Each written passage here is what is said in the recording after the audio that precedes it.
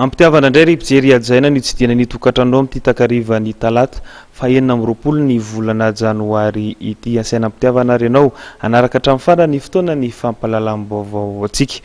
Tontolo ny politika avy hatrany ndeha hoentina amintsika voalohany mitaky ny amerenana amin'ny fanana ny filoham-pirenena teo aloha Andriamatoa Marc Ravalomanana. Araka ny nambarany dia voarakitra ao anatin'ny sorodalana hoy izy ny famerenana ny fananany eo ampelantanany. Fanampanazavana avy hatrany ary. Mitaky ny famerenana amin'ny fanana ny filoham-pirenena teo aloha Marc Ravalomanana.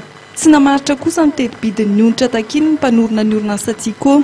Tsy maintsy jerena miaraka amin'ny manam-pahaizana hoy izy ny famaritana ny fahatiantoka.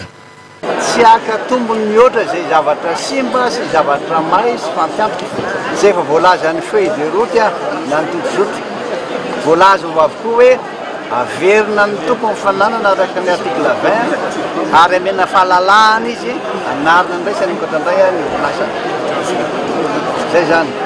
Dia raha ohatra manontany ianareo hoe ohatrin'ny eo ny lany dia tsy maintsy miaraka amin'ny expert-ndrareo manao an'io ary tsy maintsy tanterahana miaraka amin'izay manam-pahaizana manokana amin'ny valeur-n'izy na vidin'izy.